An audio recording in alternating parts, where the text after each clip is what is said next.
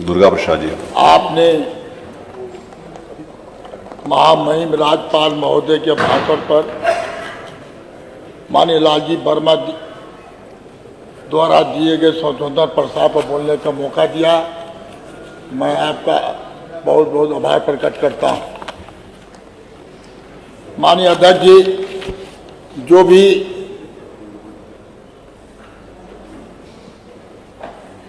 माननीय राज्यपाल महोदय जी जो उन्होंने सरकार ने जो लिख के दिया उन्होंने पढ़ के सुनाने का काम किया,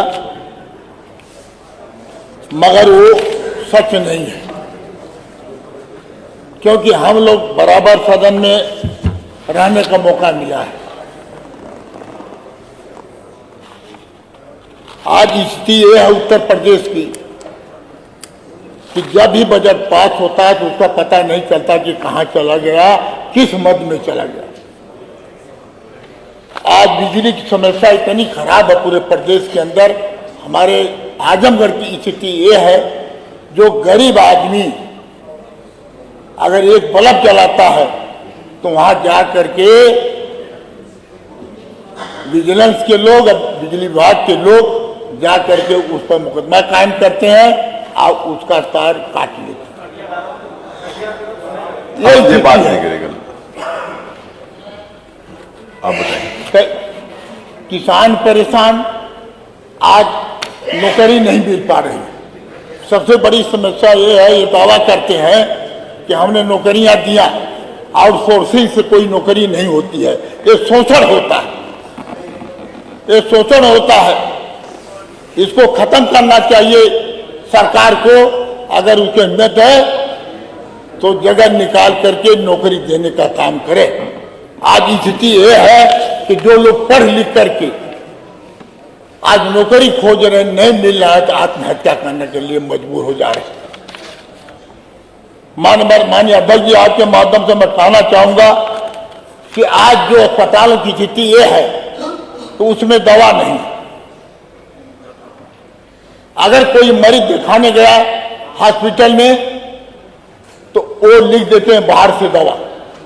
अब वो गरीब आदमी को पैसा नहीं है कि बाहर से मेडिकल हॉल से दवा खरीद के जा सके, वो मजबूर है।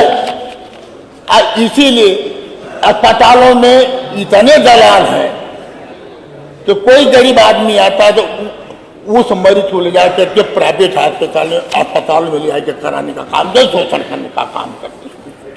हमारी आर्थिक के द्वारा यही मांग है कि अस्पताल में पूरी दवा की व्यवस्था होना चाहिए, कुत्ते काटने की सुई होनी चाहिए।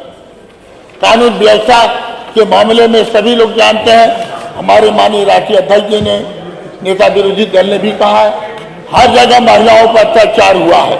ये सरकार मूक दर्शक बन के बैठी हुई है, आज तक कोई गिरफ्तार नहीं किया गया। नहरों में पानी नहीं है, यहाँ तक कि हमारे यहाँ कोलबाज बहादुर, आजमगढ़ हमारे विधानसभा में कोलबाज बहादुर और कोल पाड़े बंधा के नीचे है और बंधा गुस्सा टौंस नदी है। उस बार पूरा शहर का पानी आकर के भर गया। और उसके पहले हमारे माननीय राष्ट्रीय अध्यक्ष जो नेता विरोधी दल है, ये संसद थे, इन्होंने अपने निधि से पैसा लिख के दिया था कि जितना भी बड़े बड़े पंप लगाया जाए हमारे निधि से लगा करके आप पानी को निकाल करके और नदी में डाला जाए। मगर आज भी पैसा उसी में पड़ा हुआ है, मगर आज एस्टिमेट उसका बन नहीं पाया। अब बरसात आ गई, अब बरसात आने की वजह से अब फिर वही स्थितियां पैदा हो जाएंगी।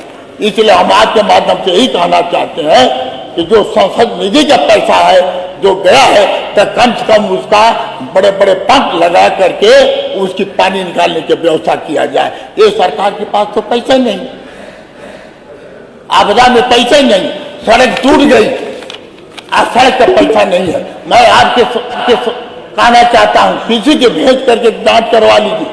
समाजवादी पार्टी की सरकार में आपने, हमने मिक्स प्लान से शहर के लिए हमने पैसा ला करके पूरी योजना से ला करके उसको बनवाने का काम किया था।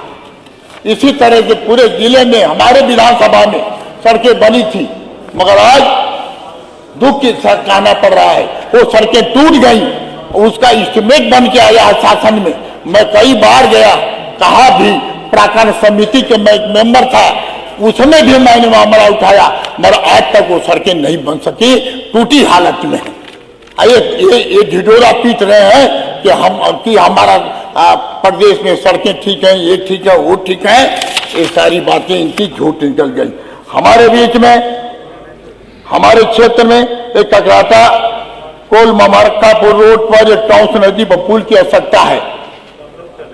आप प्रस्ताव मांगा गया, मगर मांगा गया है और उस पर पुल बनवाने की हम यही मांग करते हैं कि व्यवस्था किया जाए। हमारे क्षेत्र मंचोबा गांव 7-8 गांव जो बिजली से जो सब स्टेशन है उससे करीब 8 किलोमीटर दूर है।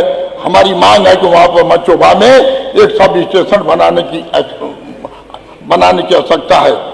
नारों की सफाई और टेप तक पानी पहुंचाना बहुत जरूरी है किसानों के हितों के लिए। आपके आजमगढ़ में शहर बाईपास, जो आज के 10 किलोमीटर का शहर बाईपास है, वो क्षतिग्रस्त हो चुका है। उसकी विशेष मरम्मत के रूप में पैसा सरकार को देने की जरूरत है, उसको बनवाया जाए। आज शहर बाईपास से आहोपट्टी, जो मेरा खुद का गांव है, आहोपट्टी से मंचोबा ककराटा मार्ग एकदम क्षतिग्रस्त है। उस पर हमने कई बार आपके एस्टिमेट बना करके शासन में आया, शासन पैसा उसका देने का काम नहीं किया। इस तरह सारी सड़कें खराब पड़ी हुई हैं। दुर्गा जी धन्यवाद। एक मिनट चलिए। माननीय दुर्गा जी, जो नए सदस्य आए हैं मैं उनको जानकारी देना चाहता हूं कि माननीय दुर्गा प्रसाद यादव 9 बार के एमएलए हैं। हम सब लोगों को इनका स्वागत करना चाहिए। इसीलिए मैं आपसे टाइम मांग रहा हूं। आपके बीच में आजमगढ़ निजामाबाद मर्ग से घोरट ये रोड खराब है। आपके आजमगढ़ से दोहरी घाट मार्ग से लेकर के आपके, हम जानते हैं कि हम बोल रहे हैं, पर इस पर कोई कार्रवाई नहीं होगी। आप 9 बार कहना, आपको सब मालूम है तो हो जाए। आपका हमारा विश्वास, कार्रवाई होगी, ऐसा नहीं होगी। आजमगढ़ दोहरी गांव उकरौड़ा ककराटा मार्ग खराब है। आपके जियापुर कठौरवा से लेकर मंचोबा मार्ग खराब है।